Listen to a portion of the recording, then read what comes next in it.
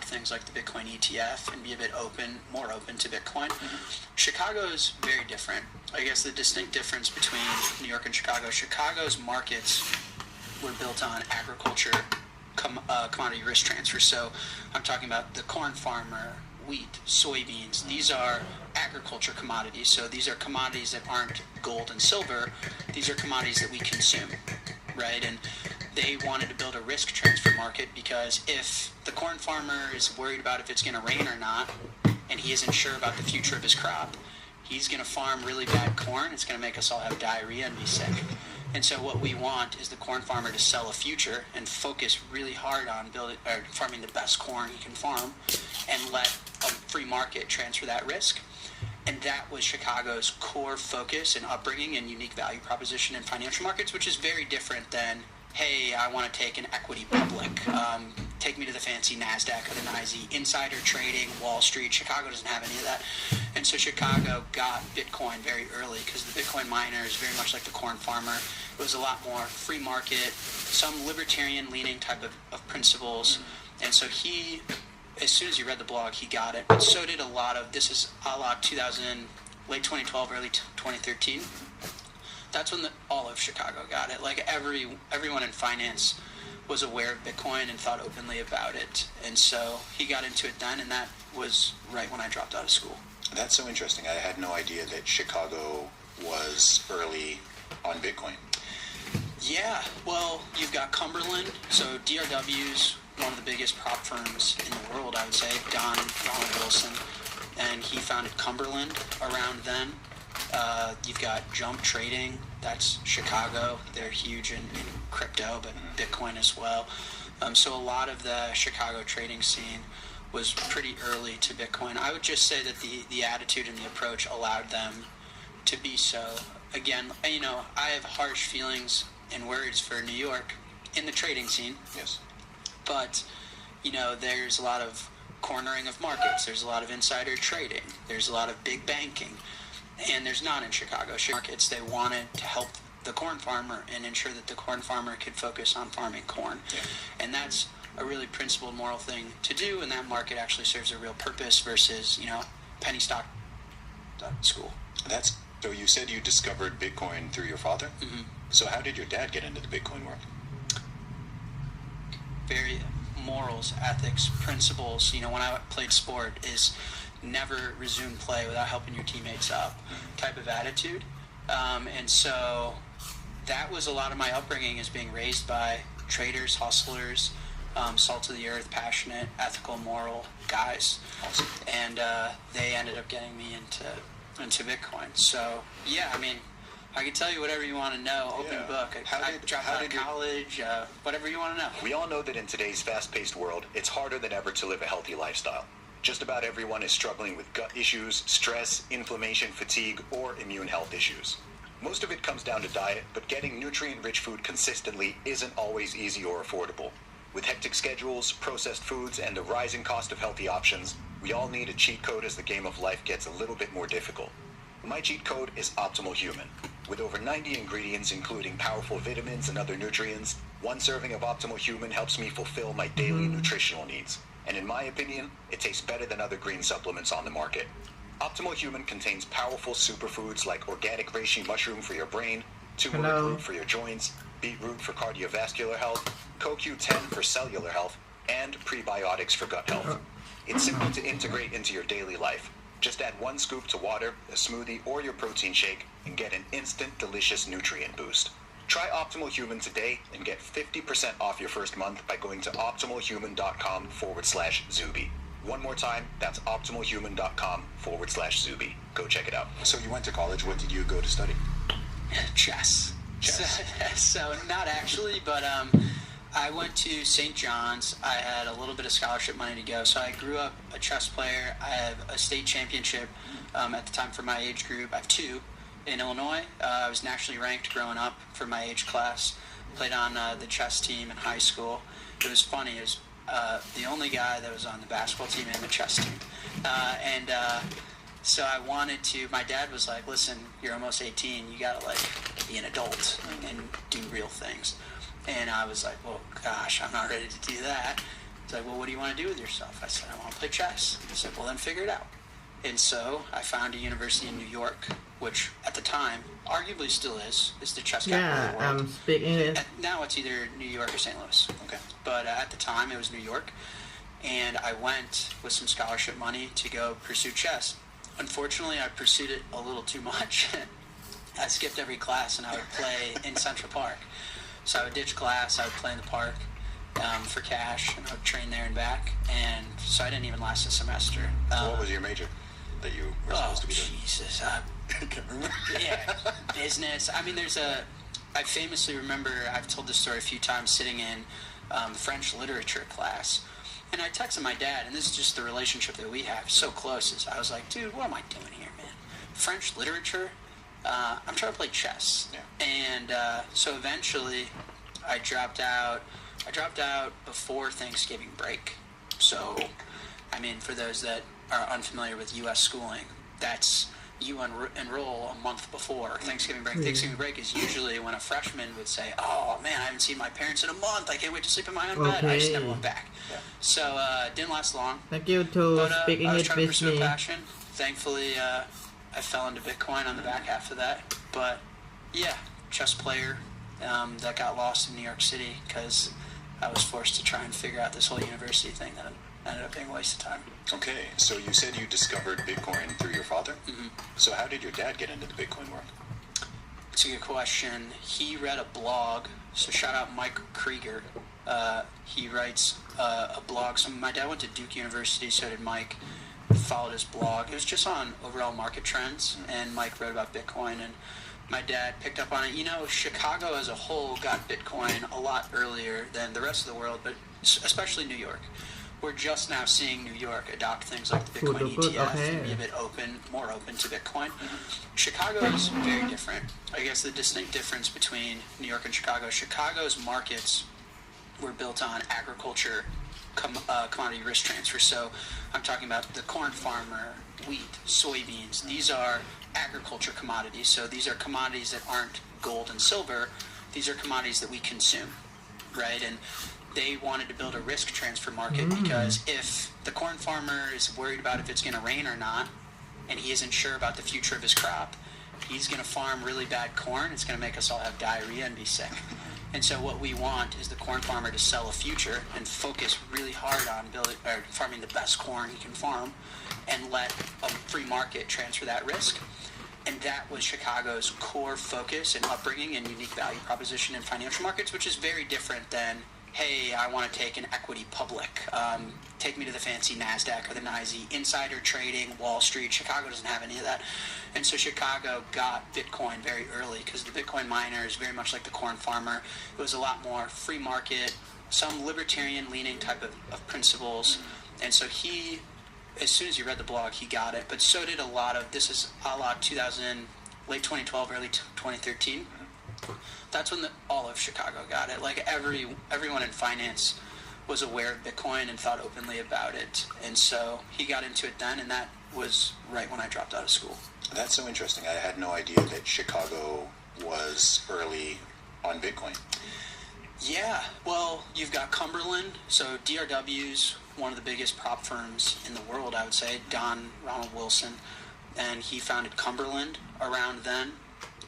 You've got Jump Trading. That's Chicago. They're huge in crypto, but Bitcoin as well. So a lot of the Chicago trading scene was pretty early to Bitcoin. I would just say that the attitude and the approach allowed them to be so. Again, you know, I have harsh feelings and words for New York in the trading scene. Yes. But, you know, there's a lot of cornering of markets. There's a lot of insider trading. There's a lot of big banking. And there's not in Chicago. Chicago, if you think about the markets that they built there, is very ethical, principled markets. They wanted to help the corn farmer and ensure that the corn farmer could focus on farming corn. Yeah. And that's a really principled, moral thing to do, and that market actually serves a real purpose versus, you know, penny stock trading, Wolf of Wall Street type stuff. And so, yeah, Chicago has a culture that bleeds all the way down to, you know, how I was raised. And I think it allowed them to be, you know, Bitcoin requires you to be open in your thinking and approach. And Chicago has a little bit more of an open, innovative mindset than I think New York is closed and competitive. That's interesting. So how did that first introduction with your dad go? Did he just say, hey, son, I've read this interesting article. There's this thing called Bitcoin. You might want to look into it. How did that convo go? I got the best dad in the world, and I think he's a genius. No, he very much understood, the worst way to get someone to adopt something you're interested in is to be forceful on them and criticize them, right? Like, hey, you're an idiot. Pay attention to Bitcoin. Yeah. Thanks for dropping out of school. I wasted a lot of money. Now read this book. It was the opposite approach. He got my stepmother and I into it. He registered the handle Bitcoin Mom. In hindsight, it was genius. At the time, he was like, hey, I'm into this weird, quirky thing that everyone thinks is only for drug dealers. It needs a motherly presence. Moms are love. Moms are caring. Moms are inviting. And there needs to be a Bitcoin mom. I'm taking my kid to soccer practice, and I'm interested in this Bitcoin thing. And he registered that handle, and he also found a way to get me into coding school. Okay. So I'll never forget, he would drag me out of the basement. I was depressed, man. You're 18 years old, all your friends are off making new buddies and meeting women and stuff, and I was sitting alone in my basement. I had no idea what was going on. And he would every morning drag me out of the basement, take me to boxing. Okay. And so it was both helpful physically to exercise and see the sun and meet other humans, but also, I was literally like fighting, and that's what it felt like at the time in my life. And through boxing, he found a friend of his that would get me into a coding boot camp. So he's never admitted it. I thought it was a long con of a way of getting me into Bitcoin. It was turning me into an engineer, but it was through that where I applied U of I, Iowa, Michigan. These are Midwest schools where all my friends were. I drifted off to New York, clearly made a mistake. I was going to go party with my friends. And he said, no, I don't think you're ready, and put me in a coding boot camp. And then through that, Bitcoin became immediately fascinating to me, and I really latched on to him and my stepmom, and we became a little team. That's so dope. 11 years ago. Yeah, that's awesome. I've actually met them both as well. Yeah? Yeah, I met them both in 2022, I think. 2022, at the Bitcoin conference in Miami. Sure. They recognized me, and they were, I remember, I think I took a selfie with them. Sure. And we're fans. I didn't, for sure. I didn't know. I was just kind of, it was my first time ever in Miami, in fact. And I was like, oh, that's kind of interesting. And they were like, oh, we're Jack Morales friends. And I was like, oh, awesome. Yeah. Your son's doing cool things. So that's funny. So I met them before I met you. Yeah. Makes sense. Yeah. It's very them. Awesome. So that was 11 years ago. And what's that journey been then? So you're in school doing coding. Yep. I can relate to this a little bit because I'm actually a computer science graduate. Well, there you go. And I don't like coding. But, so maybe I would have gotten into Bitcoin earlier had I not had like the sort of negative experience with coding during my university degree. But what was the journey from there? How long were you there? So I went to a 3-month boot camp initially because, picture being my dad. Sends me away to university for like $25,000 and I don't last a month. I don't go to a class. I'm playing chess in the park with a bunch of homeless people. Yeah. And he's like, all right, how do I hedge myself with this clown? I'm going to send him to a 3-month coding boot camp, right? And so that's what I went to initially. And I fell in love with it, which meant I knocked it out of the park. Awesome. The classic thing with me is if I care, you'll never meet anyone that cares more deeply. If I don't, though, I'm going to be the worst teammate in the world. And so I cared, and I really enjoyed it, and I loved it. A lot of similarities to chess. And that allowed me to enroll in a 9-month program. So in total, I spent a year. Okay. The best part about my engineering career is all of the boot camps and all of the programs I went to don't even exist anymore. It's the funniest part. Everyone's like, wow, where'd you learn to be an engineer? Like, you can't even Google it, man. I could tell you, but it won't matter. So that school is gone. I did a few follow-up programs. That was gone. But being an engineer, the hardest part is knowing what you don't know. Once you're able to understand what you don't know, understand clearly, not literally because you don't know it, but directionally, because then you can figure it out. And it challenges you to be resourceful. And so from there, I was resourceful enough to be the classic kid in his bedroom that was hacking away at things he cared a lot about. So I built online chess software that helped me coach other players on the internet, which at the time was very difficult.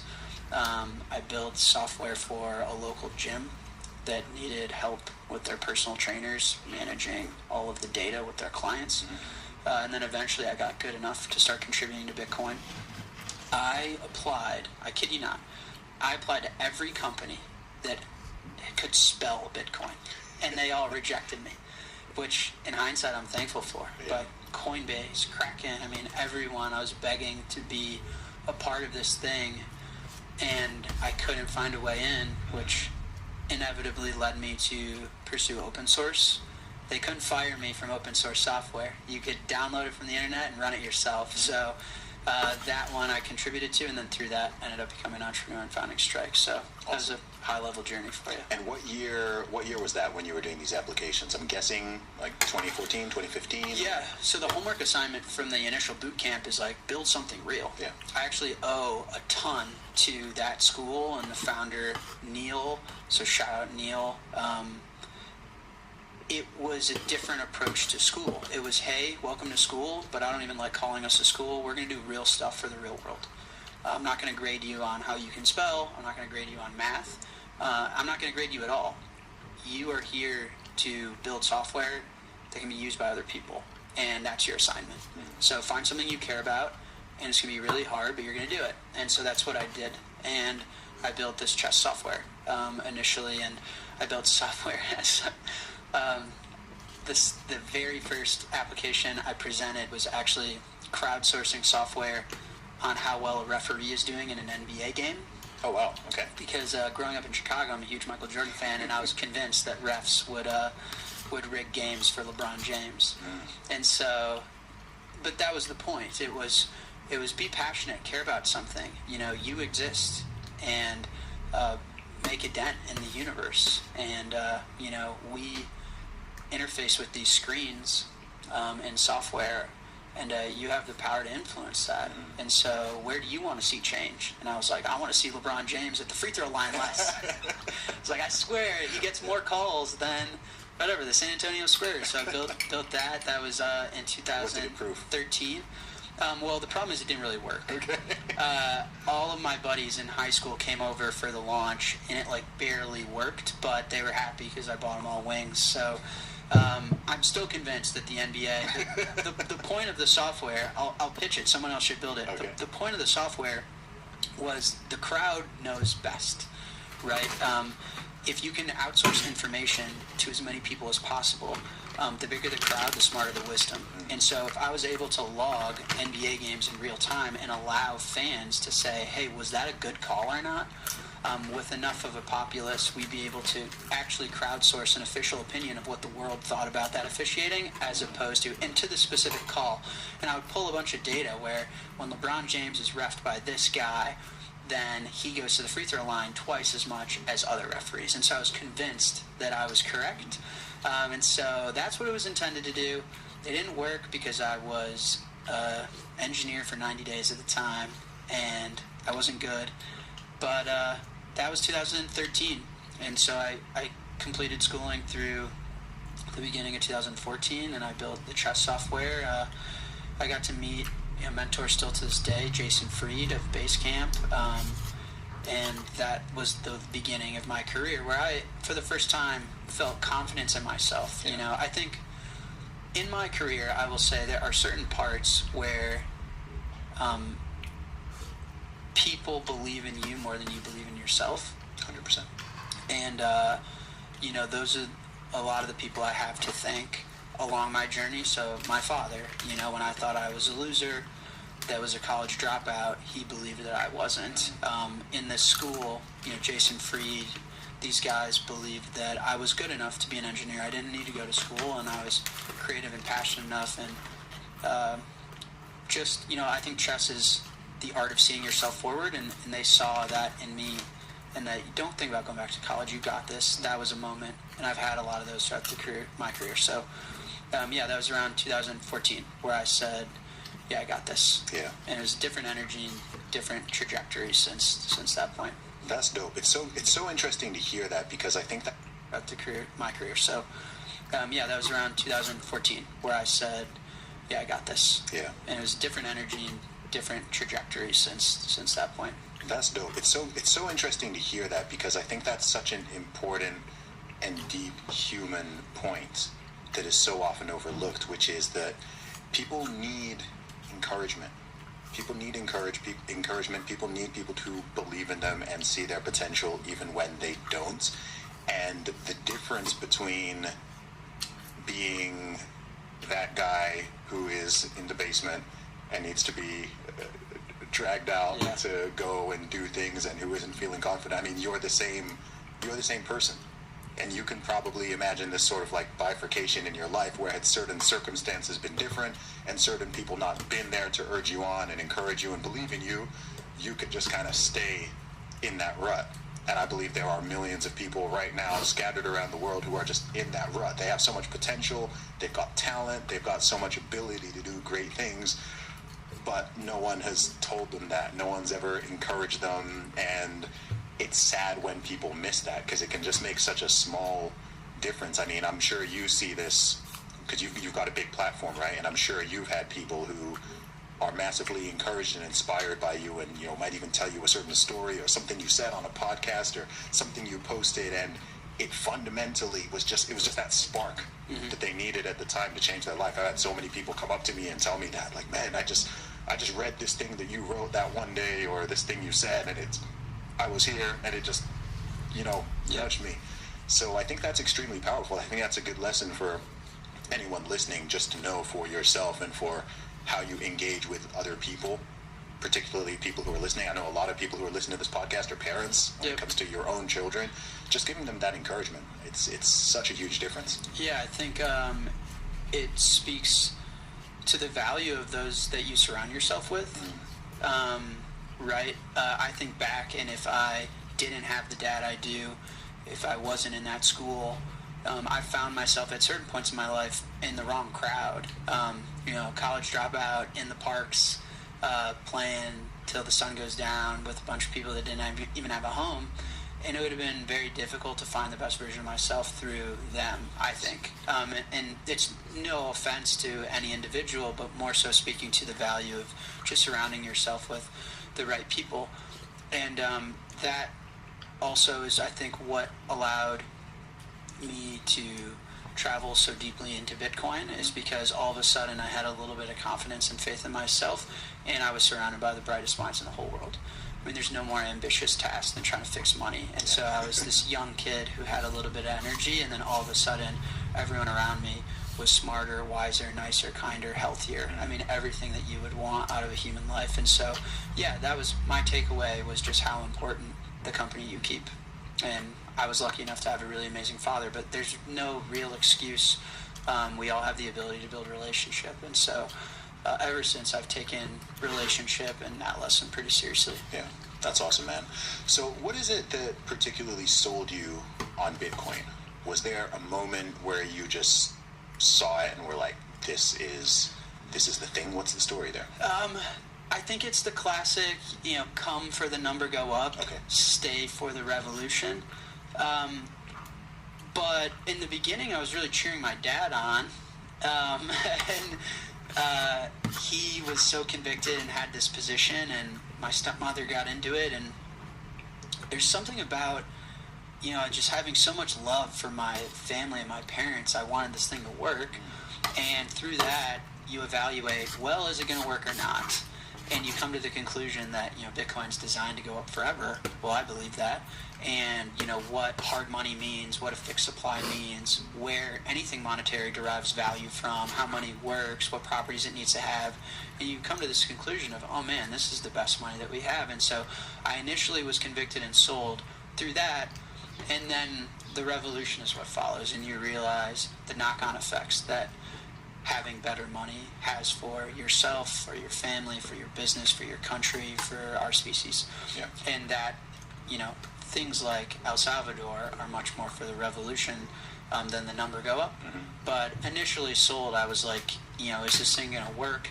And you have to build your own conviction in that. And I fell in love with the fact that I felt like I knew something that the rest of the world didn't. I remember walking around with my parents like, that guy has no idea that this Bitcoin thing's going to be huge, but we do. And that's what it felt like. And it was a really charming feeling, especially to do it with your family. That's amazing.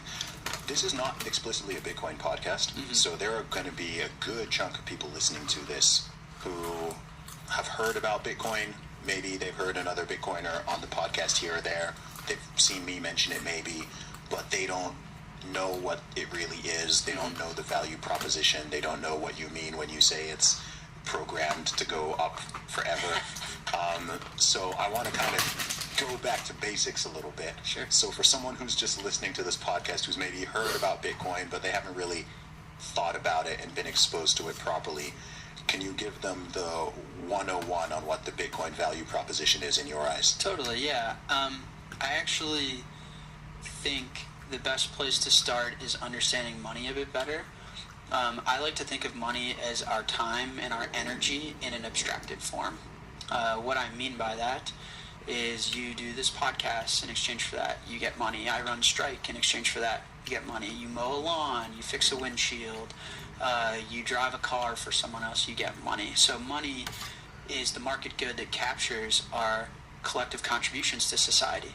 It's intended to capture our time and energy so that that time and energy can either be saved or be traded, right? You can't go to the restaurant after this podcast and say, hey guys, I just recorded a podcast, I'll take 2 steaks.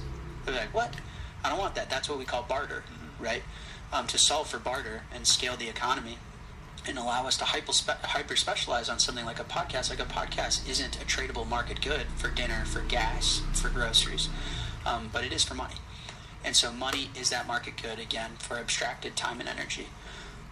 Now, if I were to store my time and energy in wheat, for example, let's go through that mental exercise. So I work all day on whatever I'm doing, and in return I get wheat. Well, how good is that money, is wheat being the money, at persisting and saving through time? Well, it's very bad, because it's going to go bad and moldy and stale, and so that wheat is going to be worth 0 in about a week, right? Everyone has moldy bread. And then how good is that money in exchange? Can I send that wheat to Europe on my phone, right?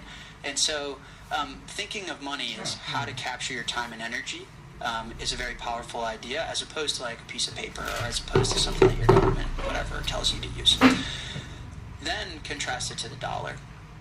If a government can print their own money and debase their money, that means they're debasing by proxy your time and energy. Does that make sense? Absolutely. So also a government's ability to borrow their own money is, in my opinion, as close to time travel as we've ever seen, because you're borrowing the time and energy from the collective populace from the future. That's crazy. You're taking time and energy from the future and saying, we'll pay it back at some point. That's as close to time travel and as malicious of an act. But every time the U.S. government prints $1, they're devaluing me in my life, because I've spent time and energy here on this planet. In return for that, I've got U.S. dollars, and now those U.S. dollars are worth less, so I'm worth less. Yes. And so the idea that you have a money that's fixed can't be debased. So the holder, the time and energy of those that hold it cannot be debased, and then that lives outside the purview of a government or a central party or a corporation or any individual, is the most powerful concept when it comes to storing our time and energy. And you'd have to think through the history of money. Well, historically, you try and get as close as you can, right? Bitcoin right now, I believe, is as close as we can to the perfect store for our collective time and energy. But once upon a time, it was gold. Yes. Why? Because those collection of chemicals get us kind of close. It's harder to find more gold and debase our time and energy than it is silver, than it is copper, right? And people think of real estate as a place to store wealth, store time and energy. Why? Because you can't print any more land. Unfortunately, that doesn't mean you can't print any more real estate, right? They're going to build a building that's 1,000 stories high in Manhattan one day. So we've tried to find vehicles that are close enough at the time and energy piece, and Bitcoin, my interpretation of Satoshi and Bitcoin is the tool that's best equipped to be money, which is the tool that's best equipped to store your time and energy and allow you to save it and exchange it for something in the market. So, and that advancement is so powerful. Here's the last. Sorry, I know I'm ranting at this point, but I think the last thing I'll say, and this may get a little weird or dark, but I like to compare the guarantee and promise of Bitcoin as a fixed money to the guarantee and promise of death, and that we can't live forever.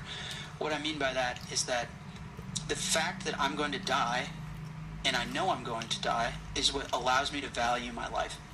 If I knew I could live forever, I'd go to the gym in 10,000 years. I'd think about reproducing in 100,000 years. Why would I? The point is, how would I ever be able to value today? If there's infinite amounts of dollars, infinite amounts of debt, infinite amounts of printing currency, it doesn't allow me to value the paycheck I'm getting now. And so the promise that I will die is what allows me to value my life. Time as an asset is infinite, but my time isn't. And it's the promise of Bitcoin, the fact that I have a money that is fixed, that actually allows me to value my time and energy right now. And so when you hear Bitcoiners say, I got into Bitcoin, I got healthier. I got into Bitcoin, I lowered my time preference. I got into Bitcoin and I thought about the world differently. It's going from a life of infinity, which is impossible to value, to a life that is finite, that requires you to value it. Does that make sense to you? Yeah, that makes complete sense.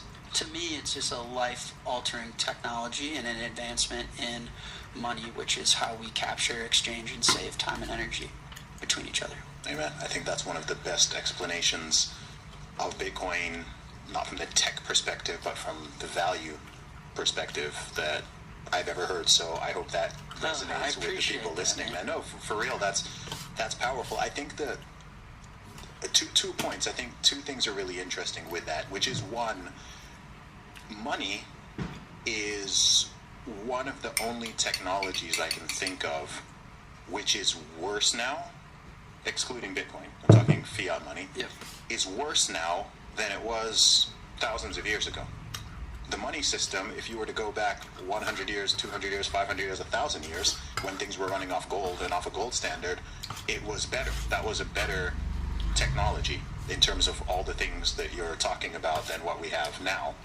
And then I think the second point is just that almost everybody who is alive today, vast majority of people, have never known any different. People are just used to the broken money system. When you even say money, people's brains go to a dollar bill or euros or pounds or numbers in the bank account or whatever. People don't really think of money as that stored labor and energy which you can then use to trade for other people's labor and energy in the form of goods and services, which is what it is. If you work a job, if you run a business, if you have a career, we are all constantly exchanging our time and energy for goods and services, right? It's just constant exchange, and we do that through the medium of money because we can't always barter, as you were saying.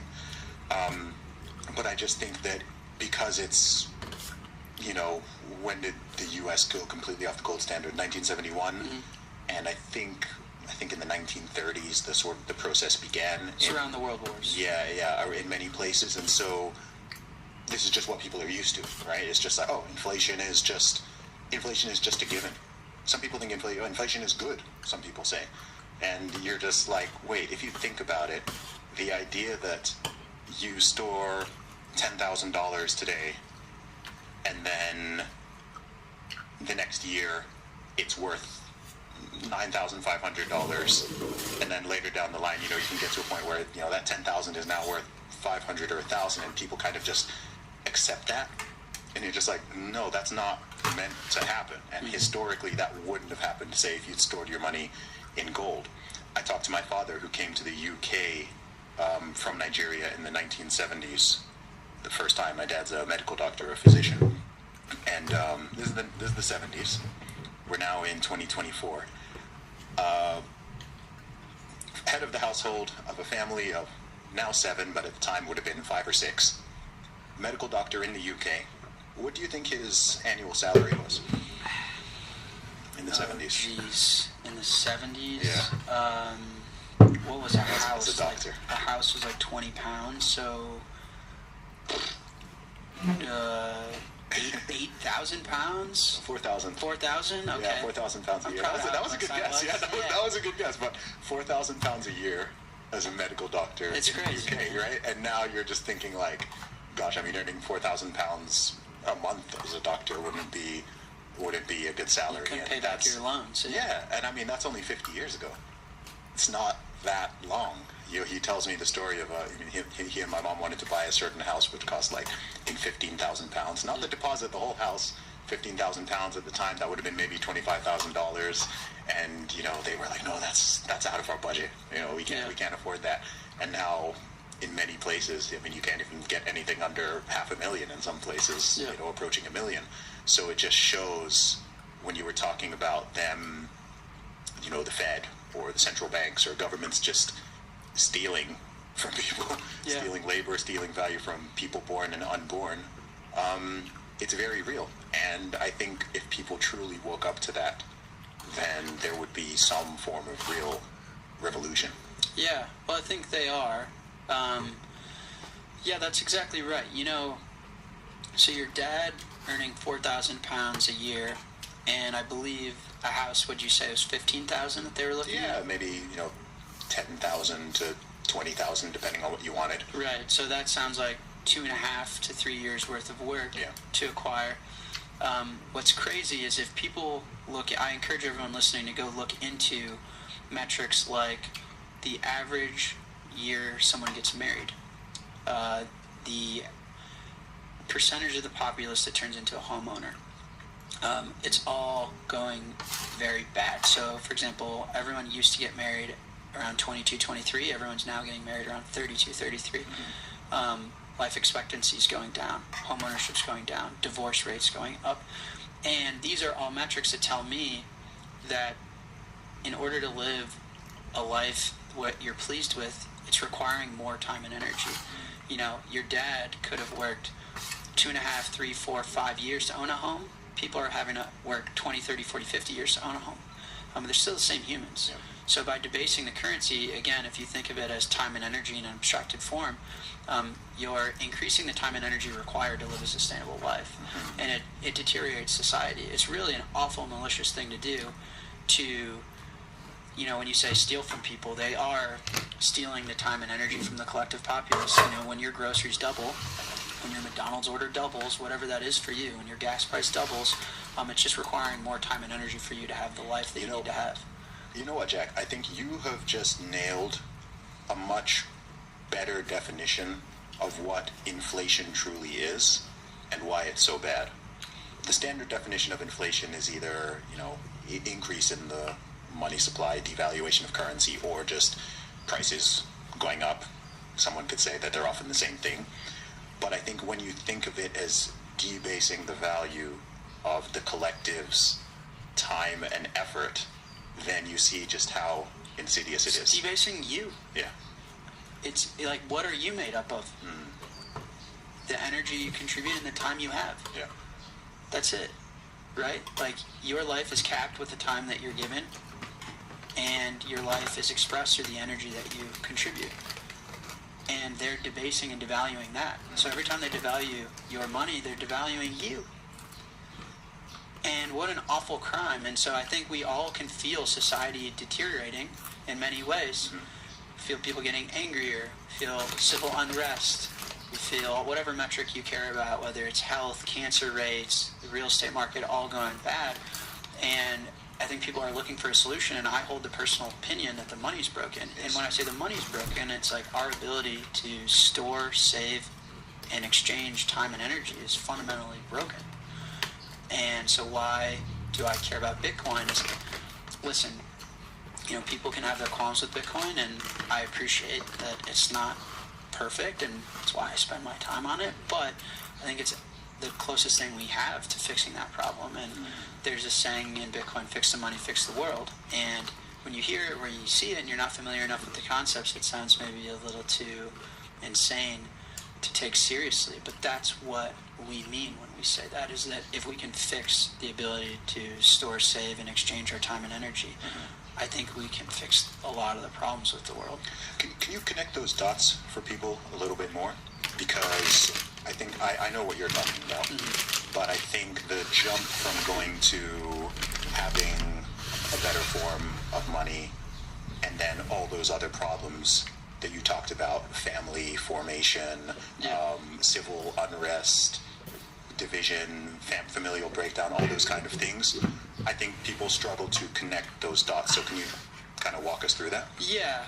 So, and let me know if I lose you, because these are weird concepts, at least when I try and describe them. But, you keep time and energy, when you say someone's robbed their time and energy, someone's devalued them, stolen their productivity or whatever, however you'd like to describe inflation, it can't disappear. It has to go somewhere else, right?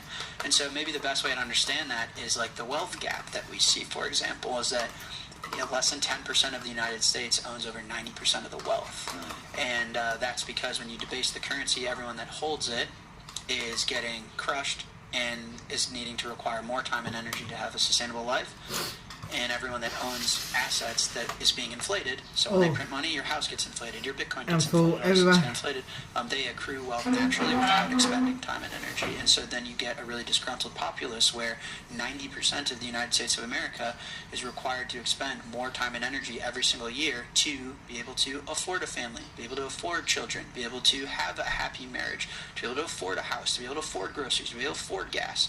And then you have the top, whatever, it's not actually 10% anymore, 9, 8, 7, 6, 5% of the populace that actually controls and owns all of the collective time and energy from the populace because they own a pocket of Manhattan real estate. And so that, I think, is the best. There's no middle class anymore. You either own assets that inflate against the debasement or you own the currency that's being debased. There's no middle class. And so I think that's probably the best descriptor to describe the civil unrest. We feel at war with each other, but I think the real issue is there's a large portion of the population that, listen, if housing is inflating 20% year over year, you have to be getting a 21% raise every single year to be making progress towards owning a home. And so there's an overwhelming amount of the population that is requiring more time and energy